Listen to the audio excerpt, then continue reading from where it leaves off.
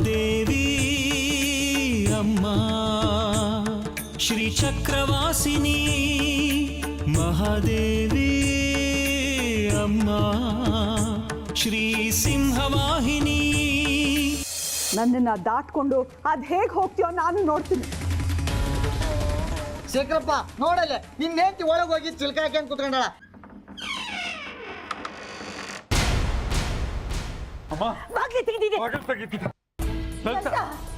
ಎಲ್ಲ ಲಲಿತಾ ಕಾಣಿಸ್ತಿಲ್ಲ. ಹಾಗಿದ್ರೆ ಮಲಗಿರೋದು ಯಾರು? ನಿನ್ನ ತಾಯಿತನಕ್ಕೆ ಅನ್ಯಾಯ ಆಗೋದಿಲ್ಲ.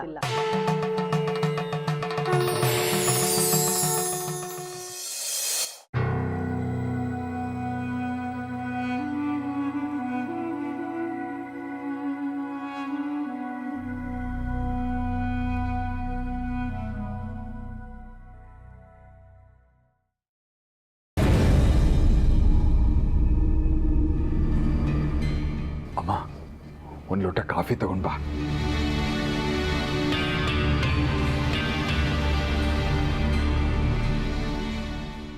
ಲಲಿತಾ, ಏನಾಯ್ತು? ರಾತ್ರಿ ಎಲ್ಲ ಎಲ್ಲೋಗಿದ್ದೆ?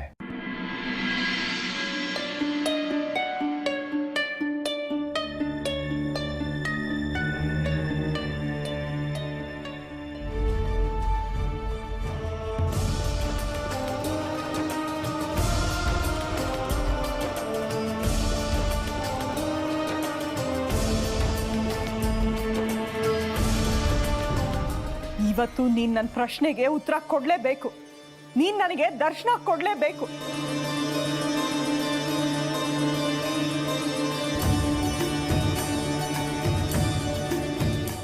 ನೀನು ದರ್ಶನ ಕೊಡೋವರೆಗೂ ಹೊರಗಿನವ್ರು ಯಾರು ಒಳಗೆ ಬರೋ ಹಾಗಿಲ್ಲ.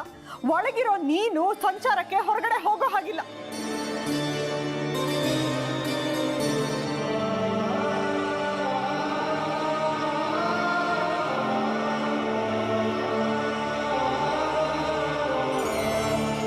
ನನ್ನನ್ನು ದಾಟ್ಕೊಂಡು ಅದು ಹೇಗೆ ಹೋಗ್ತೀಯೋ ನಾನು ನೋಡ್ತೀನಿ.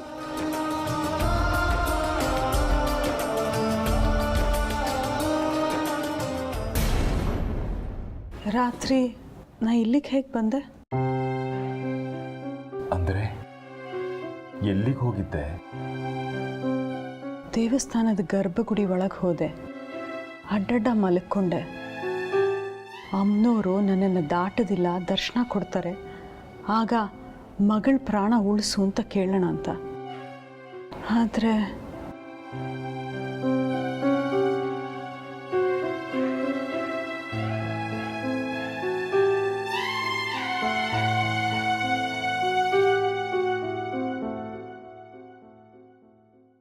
ರಾತ್ರಿ ಎಲ್ಲೋಗಿದ್ಲಂತೆ? ಗೊತ್ತಿಲ್ಲ. ಕಾಫಿ ಬೇಡ, ಇರು ಬಂದೆ.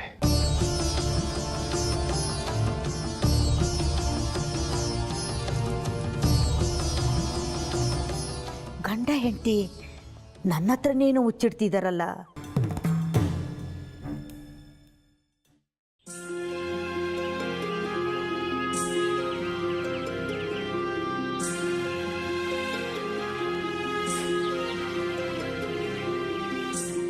ಲಲಿತಾ,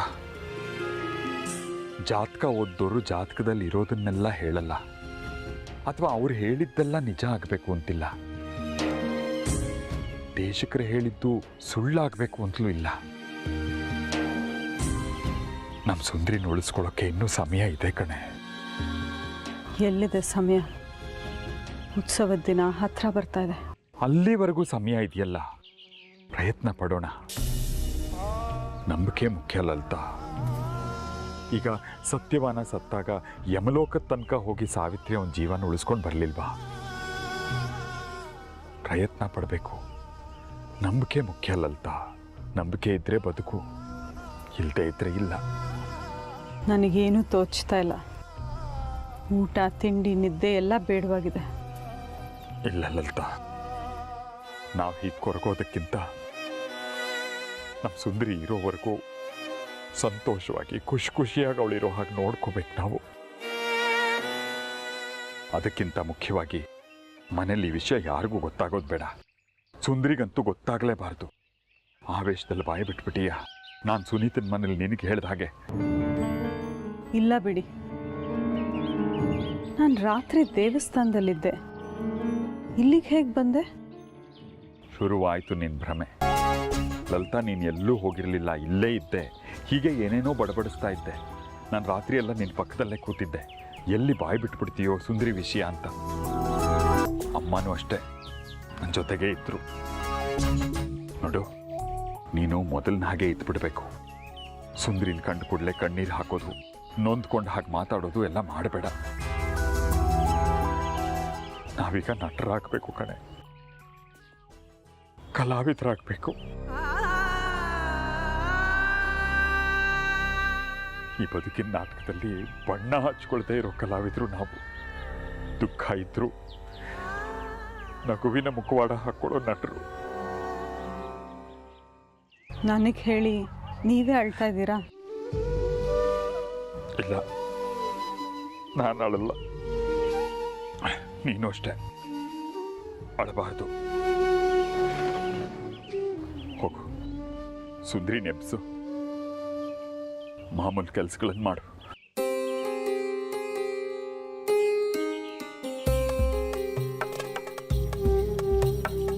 ಇವರು ಇಲ್ಲೇ ಇದ್ದೆ ಅಂತಾರೆ, ಆದರೆ ನನಗೆ ಖಾತ್ರಿ ಇದೆ, ನಾನು ರಾತ್ರಿ ಅಮ್ಮನವ್ರ ಗುಡಿನಲ್ಲಿದ್ದೆ. ಯಾಕೋ ಎಲ್ಲ ಅಯೋಮಯವಾಗಿದೆ. ತಾಯಿ, ನಿನ್ನೆ ದರ್ಶನ ಕೊಟ್ಟ ಹಾಗೆ ಮತ್ತೆ ಕಾಣಿಸ್ಕೊಳ್ಳಮ್ಮ. ಅರ್ಥವಾಗದ ಎಷ್ಟೋ ಪ್ರಶ್ನೆಗಳಿಗೆ ನೀನು ಉತ್ತರ ಕೊಡಬೇಕು, ನೀನು ಪರಿಹಾರ ಕೊಡಬೇಕು. ನಮ್ಮ ಸುಂದರಿನ ನಮ್ಮಿಂದ ಕಿತ್ಕೋಬೇಡ ತಾಯಿ.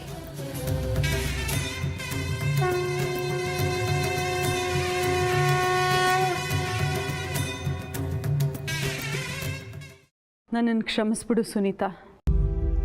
ಪಾಪ, ನೀವಿಬ್ಬರು ನಮ್ಗಳಿಂದ ಅವಮಾನ ಮಾಡಿಸ್ಕೊಂಡಿದ್ರು ಸುಂದರಿ ಬಗ್ಗೆ ಎಷ್ಟು ತಲೆ ಕೆಡಿಸ್ಕೊಂಡಿದ್ದೀರ. ಆದರೆ ನಾನು ಅದು ಯಾವುದು ತಿಳ್ಕೊಳ್ದೆ ನಿಮ್ಮನ್ನು ಅನ್ಬಾರದನ್ನೆಲ್ಲ ಅಂದ್ಬಿಟ್ಟೆ. ಆಯಿತು ಬಿಡಕ್ಕ, ನಿನಗೆ ಪಶ್ಚಾತ್ತಾಪ ಆಯ್ತಲ್ಲ, ಅಷ್ಟು ಸಾಕು. ಮಾಡಿದ ತಪ್ಪಿಗೆ ಪಶ್ಚಾತ್ತಾಪಕ್ಕಿಂತ ಪ್ರಾಯಶ್ಚಿತ್ತ ಬೇರೆ ಇಲ್ಲ. ನಿನ್ನ ಜಾಗದಲ್ಲಿ ನಾನಿದ್ದಿದ್ರೆ ನಾನು ಹೀಗೆ ಮಾಡ್ತಾಯಿದ್ದೆ. ನಾವಂತೂ ಒಂದು ನಿರ್ಧಾರ ಮಾಡಿದ್ವಿ. ಯಾರೇನೇ ಅನ್ನಲಿ, ಎಷ್ಟೇ ಅವಮಾನ ಆಗಲಿ, ಏನೇ ಅನುಮಾನ ಪಡಲಿ, ಸುಂದರಿ ವಿಷಯ ಮಾತ್ರ ಬಾಯಿ ಬಿಡಬಾರ್ದು ಅಂತ ಗಟ್ಟಿಯಾಗಿ ನಿರ್ಧಾರ ಮಾಡಿದ್ವಿ. ಆದರೆ ನೀನು ಸುನೀತನ ಬಗ್ಗೆ ಕೆಟ್ಟದಾಗಿ ಮಾತಾಡಿದಾಗ ನಂಗೆ ತಡೆಯೋಕ್ಕಾಗಲಿಲ್ಲ. ಹೇಳಬೇಕಾಯ್ತು ಸತ್ಯನ. ನನಗೆ ಕೀಳರಿಮೆ ಅನ್ನಿಸ್ತಾ ಇದೆ. ನೀವು ಸುನೀತಾ ಓಲೆ ತೊಗೊಂಡು ಹೋಗಿ ಸುಂದರಿಗೆ ಅಂತ ಸೀರೆ ತೊಗೊಂಡು ಬಂದ್ರಿ. ಅದನ್ನು ಜಗ್ಗಿ ಕಿತ್ಕೊಂಡು ಹೋದ. ಆ ಸೀರೆ ಹೇಗೋ ದೇವಸ್ಥಾನಕ್ಕೆ ಸೇರಿತು. ಅದನ್ನು ಕದ್ಕೊಂಡು ತೊಗೊಂಡು ಬಂದ್ರಿ. ಆದ್ರೆ ಅದು ಅಮ್ಮನವ್ರ ಮುಂದೆ ಆಹುತಿ ಆಗೋಯ್ತು. ನೀವಿಷ್ಟೆಲ್ಲ ಕಷ್ಟಪಡ್ತಾ ಇರಬೇಕಾದ್ರೆ ನಾವು ನಿಮಗೆ ಮಾನಸಿಕವಾಗಿ ಎಷ್ಟು ಹಿಂಸೆ ಕೊಟ್ವಿ. ನಾನು ಎಷ್ಟು ಸರ್ತಿ ಕ್ಷಮಿಸು ಅಂತ ಕೇಳಿದ್ರು ಸಾಲದು. ಅಕ್ಕ, ಆಗಿದ್ದೆಲ್ಲ ಆಗೋಯ್ತು, ಬಿಟ್ಟಾಕು. ನಿನ್ನ ಮನಸ್ಸಿಗೆ ತಿಳಿಯಾಗಿದೆ ಅಲ್ವಾ? ಇದನ್ನೆಲ್ಲ ಬಿಟ್ಟು ನಮ್ಮ ಸುಂದರಿನ ರಕ್ಷಿಸ್ಕೊಳ್ಳೋದು ಹೇಗೆ ಅಂತ ಮುಂದೆ ನೋಡೋಣ. ಅಮ್ಮನವರು ಅವಳಿಗೆ ಎಷ್ಟು ಕರುಣೆ ತೋರಿಸ್ತಾ ಇದ್ದಾರೆ, ಆದರೆ ಅವಳಿಗದು ದಕ್ತಾ ಇಲ್ಲ. ಸುಂದರಿ ಅವಳ ತಪ್ಪುಗಳನ್ನೆಲ್ಲ ತಿದ್ದುಕೊಂಡ್ರೆ ಅಮ್ಮನವರು ಕರುಣೆ ತೋರಿಸ್ಬೋದು. ಈಗ ಮುಂದೆ ಏನ್ರಿ? ಸುಂದರಿನ ಹೇಗೆ ರಕ್ಷಿಸ್ಕೊಳ್ಳೋದು? ನೀನೇ ಹೇಳಿದ ಹಾಗೆ ಅಮ್ಮನವ್ರ ಕರುಣೆ ಆಗಬೇಕು. ಮೃತ್ಯುಂಜಯ ಶಿವನ ಪಾದ ಹಿಡ್ಕೊಂಡ ಹಾಗೆ ನಮ್ಮ ಸುಂದರಿನೂ ಅಮ್ಮನವ್ರ ಪಾದ ಹಿಡ್ಕೋಬೇಕು. ಅವಳೇ ಕರುಣೆ ತೋರಿಸ್ಬೇಕು. ಅದೊಂದೇ ಇರೋ ದಾರಿ. ಹಾಗಿದ್ರೆ ಸುಂದರಿಗೆ ಅವಳ ಜಾತಕದ ಬಗ್ಗೆ, ಅವಳ ಅಲ್ಪಾಯುಷ್ಯದ ಬಗ್ಗೆ ತಿಳಿಸ್ಬಿಡೋಣ. ವಿಷಯ ಗೊತ್ತಾದರೆ ಅವಳ ಮನಸ್ಸು ಅಮ್ಮನವ್ರ ಕಡೆ ತಿರುಗ್ಬೋದು. ಇಲ್ಲ ಲಲಿತಾ, ಹಾಗಾಗೋಕ್ಕೆ ಸಾಧ್ಯ ಇಲ್ಲ. ಬೇಡ ಬೇಡ. ಯಾಕೆ ಸಾಧ್ಯ ಇಲ್ಲ? ಅದರಲ್ಲಿ ಇನ್ನೊಂದು ತೊಡಕಿದೆ. ಏನು ತೊಡಕು? ಸಾಧ್ಯವಾದರೆ ಆ ತೊಡಕನ್ನು ನಿವಾರಿಸೋದಕ್ಕೆ ಉಪಾಯ ಹುಡ್ಕೋಣ. ನಮ್ಮ ಸುಂದರಿಗೆ ಅವಳ ಜಾತಕದ ವಿಷಯದ ಬಗ್ಗೆ ಗೊತ್ತಾದ ಕೂಡಲೇ ಅವಳಿಗೆ ಸಾವಾಗುತ್ತೆ. ಈಗಲಾದರೂ ಉತ್ಸವದ ಕಾಲದವರೆಗಾದರೂ ಇರ್ತಾಳೆ ಅನ್ನೋ ಸಮಾಧಾನ. ಇಲ್ಲದೆ ಹೋದರೆ ಆ ಕ್ಷಣವೇ ನಮ್ಮಿಂದ ದೂರ ಆಗ್ತಾಳೆ. ಅದಕ್ಕೆ ಅವಳಿಗೆ ಅದರ ಬಗ್ಗೆ ಹೇಳೋ ಹಾಗಿಲ್ಲ. ಅಯ್ಯೋ ದೇವ್ರೆ, ಇದೆಂಥ ಸಂದಿಗ್ಧ ನಮ್ಮ ಕಷ್ಟಗಳು ಕೊಡ್ತೀಯ ನಿಜ. ಆದರೆ ಇನ್ನು ಮುಂದೆ ಯಾರಿಗೂ ಯಾವತ್ತೂ ಇಂಥ ಕಷ್ಟಗಳು ಕೊಡ್ಬೇಡ ತಾಯಿ. ಇನ್ನೇನು ದಿನ ಎಣಿಸ್ಬೇಕು ಅಷ್ಟೇ ನಾವು. ಆದರೆ ಸುಂದರಿಗೆ ಮಾತ್ರ ಈ ವಿಷಯ ಗೊತ್ತಾಗದ ಹಾಗೆ ನೋಡ್ಕೊಳ್ಳೋದು ನಮ್ಮೆಲ್ಲರ ಕರ್ತವ್ಯ. ಹೌದು ನೋಡಿ, ನಾವು ಯಾರೂ ದುಃಖ ಪಡೋ ಹಾಗಿಲ್ಲ. ಇಷ್ಟು ದಿನ ಹೇಗಿದ್ವೋ ಸುಂದ್ರಿ ಮುಂದೆ ಹಾಗೇ ಇರಬೇಕು. ಅವಳಿಗೆ ಯಾವುದೇ ಕಾರಣಕ್ಕೂ ಅನುಮಾನ ಬರಬಾರ್ದು. ಇನ್ನೇನು ಸುಂದ್ರಿ ಬರೋ ಹೊತ್ತಾಯಿತು. ಎಲ್ಲರೂ ಕಣ್ಣೀರು ಒರೆಸ್ಕೊಂಡು ನಗ್ನಗ್ತಾ ಇರೋಣ.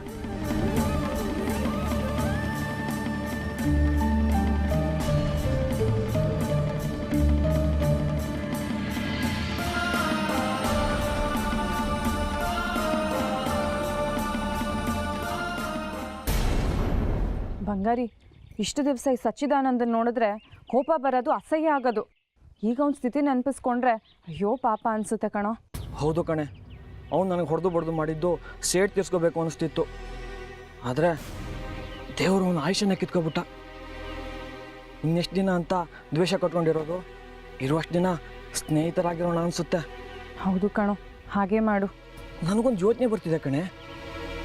ಸಚ್ಚಿ ಹತ್ರ ಅವ್ನು ಸಾವಿನ ಸುದ್ದಿ ಹೇಳ್ಬಿಡೋಣ. ಅವನು ಅವನ ಆಸೆನೆಲ್ಲ ಪೂರೈಸ್ಕೊಳ್ಳಿ. ಹೇಳ್ಬಿಡೋಣ ಜಾತಕದ ವಿಷಯನ. ಈ ದಡ್ಡ, ಸಾಯ್ತಿರೋರನ್ನ ನೀವು ಸಾಯ್ತಿದ್ದೀರಾ ಅಂತ ಹೇಳ್ತಾರಾ? ತಪ್ಪು. ನಾವು ವೈದ್ಯರ ಥರ ಅವ್ರು ಸಾಯ್ತಿದ್ರು ನೀವು ಇನ್ನೂ 100 ವರ್ಷ ಬದುಕ್ತೀರಾ ಅಂತ ಹೇಳಬೇಕು. ಅಯ್ಯೋ, ಹಾಗೆಲ್ಲ ಸುಳ್ಳು ಹೇಳೋದು ತಪ್ಪಲ್ವೇನೆ? ನೀನು ಬಾಯಿ ಮುಚ್ಕೊಂಡಿರು. ಈಗ ನಾವು ಅವನ್ನ ನಗ್ನಗ್ತಾ ಮಾತಾಡಿಸ್ಬೇಕು, ಗೊತ್ತಾಯ್ತಾ? ಗೊತ್ತಾಯ್ತು ಕಣೆ. ಸುಂದರಿ,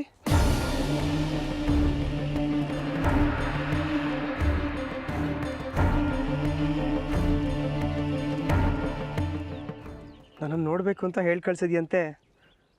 ನಮ್ಮಿಬ್ಬರು ಮದುವೆ ಮುಂದಕ್ಕೆ ಹೋಯ್ತು ಅಂತ ಬೇಜಾರಾ? ಏನು ಮಾಡೋದು ಹೇಳು, ನಮ್ಮ ಕೈಲೇನೂ ಇಲ್ಲ. ಎಲ್ಲ ದೊಡ್ಡ ದೊಡ್ಡವ್ರ ನಿರ್ಣಯ, ಅದನ್ನು ನಾವು ಪಾಲಿಸ್ಬೇಕಲ್ವಾ? ಈ 40 ದಿನಕ್ಕೆ ಉತ್ಸವ, ಅದಾಗಿದ ತಕ್ಷಣ ನಮ್ಮಿಬ್ಬರು ಮದುವೆ. ಅಲ್ಲಿವರೆಗೂ ಸ್ವಲ್ಪ ತಾಳ್ಮೆಯಿಂದಿರೋಣ. ಹಾಂ ಹೌದು, ತಾಳ್ಮೆಯಿಂದಲೇ ಇರಬೇಕು. ಸಚ್ಚಿ, ನಿನಗೆ ಶಾವಿಗೆ ಪಾಯಸ ಅಂದರೆ ತುಂಬ ಇಷ್ಟ ಅಲ್ವಾ? ಅದಕ್ಕೆ ಶಾವಿಗೆ ಪಾಯಸ ತಂದಿದ್ದೀನಿ, ತಗೋ. ಮದುವೆಗೆ ಮುಂಚೆನೇ ನನ್ನ ಇಷ್ಟ ಕಷ್ಟಗಳನ್ನೆಲ್ಲ ತಿಳ್ಕೊಂಬಿಟ್ಟಿದ್ಯಾ? ತುಂಬ ಸಂತೋಷ ಆಗ್ತಿದೆ. ಎಲ್ಲಿ ಕೊಡಿಲಿ?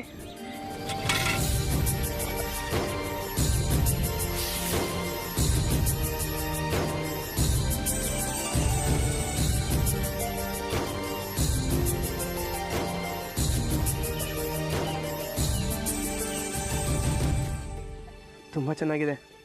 ನೀನೇ ಮಾಡ್ಕೊಂಬಂದ್ಯಾ ನನಗೋಸ್ಕರ? ಅದು ನಿನಗೆ ಅಂತ ನಮ್ಮ ಮನೇಲಿ ಮಾಡಿದ್ರೆ 108 ಪ್ರಶ್ನೆ ಕೇಳ್ತಾರೆ. ಅದಕ್ಕೆ ಬಂಗಾರಿ ಅವ್ರ ಅಮ್ಮಂಗೆ ಹೇಳಿ ಅವ್ರ ಕೈಯಿಂದ ಮಾಡಿಸ್ಕೊಬಂದೆ.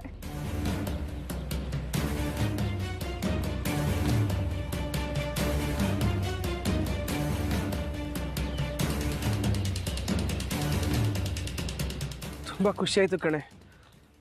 ನನ್ನ ಮೇಲೆ ಈಗ ತುಂಬ ಕಾಳಜಿ ಇದೆ ಅಲ್ಲ? ಕುಡಿ ಮತ್ತೆ, ಚೆನ್ನಾಗಿದೆ ಅಂದೆ. ನಿನಗೆ ಮಾವಿನಕಾಯಿ ಚಿತ್ರಾನ್ನ, ಆಂಬೂಡೆ ಅಂದರೆ ತುಂಬ ಇಷ್ಟ ಅಲ್ವಾ? ನಾಳೆ ಅದನ್ನು ಮಾಡಿಸ್ಕೊಬರ್ತೀನಿ. ಸರಿ ಸುಂದರಿ, ಒಂದು ನಿಮಿಷ ಈ ಕಡೆ ಬಾ.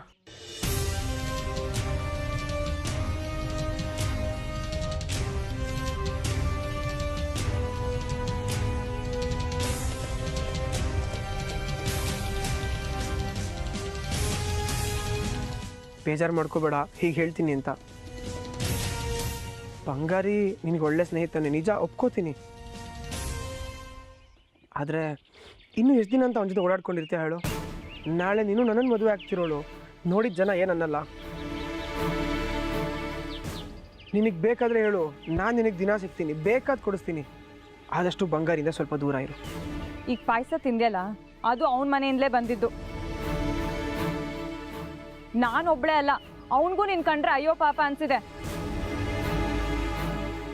ಅಂಥವನ ಬಗ್ಗೆ ಹೀಗೆಲ್ಲ ಮಾತಾಡ್ತಿಯಲ್ಲ, ನಾಚಿಕೆ ಆಗಲ್ಲ ನಿನ್ಗೆ? ತೋರಿಸ್ಬಿಟ್ಟಿಯಲ್ಲ ನಿನ್ನ ನಾಯಿ ಬುದ್ಧಿನ. ತಪ್ಪೇನೆ ಹೇಳ್ದೆ.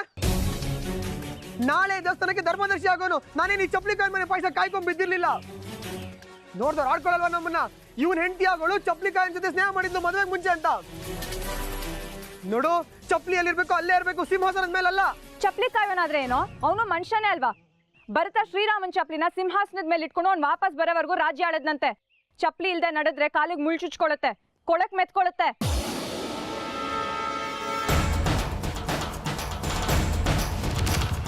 ಸೀರಿಯಸ್ ಹೇಳ್ತೀನಿ ಸುಂದ್ರಿ, ಬಿಡು ಇದ್ರದ್ದು ಸವಾಸನ. ನಾಳೆ ನಾವಿಬ್ರು ಮದುವೆ ಆಗ್ತಿರೋದು. ಮದುವೆಗೆ ಮುಂಚೆ ಸರಿ ಹೋಗಿಲ್ಲ, ನಾವಿಬ್ರು ಮದುವೆ ಆಗಿದ್ರೆ ಹೇಗೆ? ಮದ್ವೆ ಅಂತೆ ಮದ್ವೆ, ಅಲ್ಪಾಯುಷಿ ನೀನು. ಬದುಕಿರೋದೇನು ಒಂದ್ ಸ್ವಲ್ಪ ದಿನ ಮಾತ್ರ.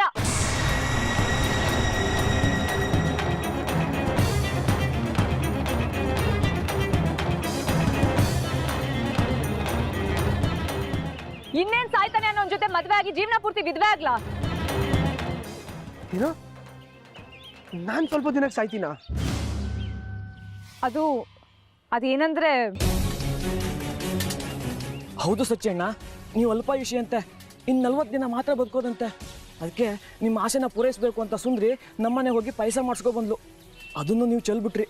ನಿಮ್ಮ ಮದುವೆನ ಯಾರೂ ಮುಂದಕ್ಕೆ ಹಾಕ್ತಿಲ್ಲ, ರದ್ದು ಮಾಡ್ತಿದ್ದಾರೆ. ನೀವು ಸತ್ತೋಗ್ತೀರಾ ಅಂತ. ನಾಳೆ ಚಿತ್ರಾನ್ನ ಮಾಡಿಸ್ಕೊಬರ್ತೀನಿ, ತಿನ್ನುವಿರಂತೆ. ಯಾವನು ಇದನ್ನ ಹೇಳಿದ್ದು? ಸಚ್ಚಿದಾನಂದ, ನಿಮ್ ತಂದೆ ವಿರೂಪಾಕ್ಷ ಶಾಸ್ತ್ರಿನೇ ಇದನ್ನ ಹೇಳಿದ್ದು. ಬೇಕಿದ್ರೆ ಹೋಗಿ ಅವ್ರನ್ನೇ ಕೇಳ್ಕೊ. ನಿನ್ ಜಾತಕದಲ್ಲಿ ಅಲ್ಪಾಯುಷಿ ಅಂತ ಬರ್ದಿದ್ಯಂತೆ. ಹೇಳಿದ್ರೆ ನೀನಲ್ಲಿ ದುಃಖ ಪಟ್ಕೊಳ್ತಿ ಅಂತ ಯಾರು ಹೇಳ್ತಿಲ್ಲ, ಮುಚ್ಚಿಡ್ತಿದ್ದಾರೆ. ಆದ್ರೆ ಇವತ್ತು ನೀನೇ ನಮ್ಮ ಬಾಯಿಂದ ಹೊರಗೆ ಬರೋ ಹಾಗೆ ಮಾಡಿದೆ. ದಯವಿಟ್ಟು ಕ್ಷಮಿಸು. ಬರೋ ಬಂಗಾರಿ.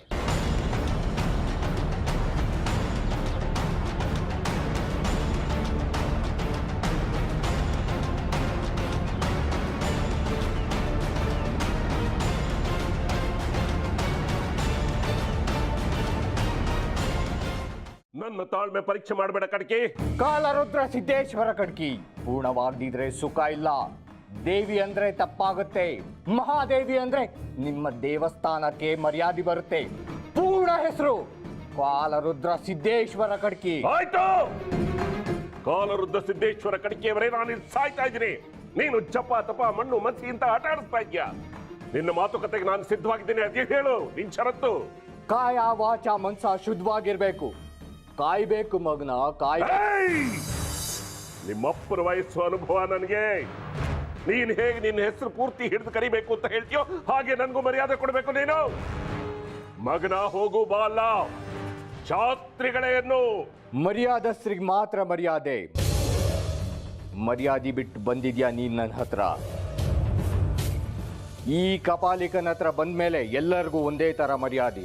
ಆಯ್ತಪ್ಪ ತಂದೆ, ನೀನೇ ದೊಡ್ಡವನು, ನಾನೇ ಚಿಕ್ಕವನು. ಈಗೇನ್ ಮಾಡೋಣ ಹೇಳು?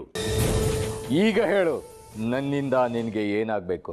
ಇಂದಿನಿಂದ 41ನೇ ದಿವಸಕ್ಕೆ ಅಮ್ಮನವರ ಉತ್ಸವದಲ್ಲಿ ಶ್ರೀಚಕ್ರ ಉದ್ಭವ ಆಗುತ್ತೆ. ಅದು ಭೂಮಿಯೊಳಗೆ ಹೋಗಬಾರ್ದು, ನನ್ನ ಕೈ ಸೇರಬೇಕು. ಹಿಂದಿನ ಜನ್ಮದಲ್ಲಿ ಮಯೂರಿ ದೇವಿಯಾಗಿದ್ದವಳು ಈಗ ಸುಂದರಿಯಾಗಿದ್ದಾಳೆ. ಅವಳೇ ನನ್ನ ಕಾರ್ಯಕ್ಕೆ ತಡೆ. ಅವಳು ನಿಷ್ಕ್ರಿಯಳಾಗಬೇಕು, ಆಗ ಶ್ರೀಚಕ್ರ ನನ್ನ ಕೈ ಸೇರುತ್ತೆ. ಅವಳು ಕ್ರಿಯಾಶೀಲಳಾಗದಂತೆ ಅವಳನ್ನ ನಿನ್ನ ಶಕ್ತಿಯಿಂದ ತಡೆಯಬೇಕು. ಕಥಾವಳಿ ಚೆನ್ನಾಗಿದೆ. ನಾನ್ ನಿನ್ಗಿಷ್ಟೆಲ್ಲ ಸಹಾಯ ಮಾಡಿದ್ರೆ ನನ್ಗೇನ್ ಲಾಭ? ಕೇಳು, ನಿನ್ಗೆ ಎಷ್ಟು ಹಣ ಬೇಕು? ನಿನ್ನುದ್ದಕ್ಕೂ ಬೆಳ್ಳಿ ಬಂಗಾರ ಸುರಿತೀನಿ. ನೀನು ಚಕ್ರ ಇಟ್ಕೊಂಡು ಆಟ ಕೂತಿದ್ರೆ ನಾನ್ ಮಂಗನ್ ತರ ಬೆಳ್ಳಿ ಬಂಗಾರ ನೋಡ್ಕೊಂಡು ಕೂತಿರ್ಲಾ? ಮತ್ತಿನ್ನೇನು, ಚಕ್ರನ 2 ಭಾಗ ಮಾಡೋದಕ್ಕಾಗುತ್ತಾ? ಅದೇ ಆಗ್ಬೇಕಾಗಿರೋದು. ಸಮಪಾಲು ಸಮಬಾಳು. ಚಕ್ರಕ್ಕೆ 2 ಪಾಲ್ದಾರರು.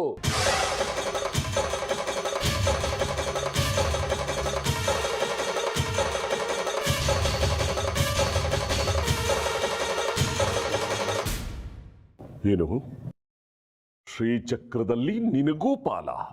ಹೌದು ವಿರೂಪಾಕ್ಷ ಶಾಸ್ತ್ರಿ, ಜನ್ಮ ಜನ್ಮಾಂತರಗಳಿಂದ ನಾವಿಬ್ರು ಅದ್ರ ಪಾಲಿಗೆ ಕಾದಿರೋರು. ನೀನ್ ತಂದ ಚಕ್ರ ಚರಿತ್ರೆ ಪುಸ್ತಕ ನಿನ್ಗೆ ಅರ್ಧ ಮಾತ್ರ ಗೊತ್ತಿರೋದು, ಇನ್ನರ್ಧ ನನ್ಗೆ ಗೊತ್ತಿರೋದು. ಓ, ಹಾಗಾದ್ರೆ ಪೂರ್ತಿ ಪುರಾಣ ಇಲ್ಲೇ ಇದೆ.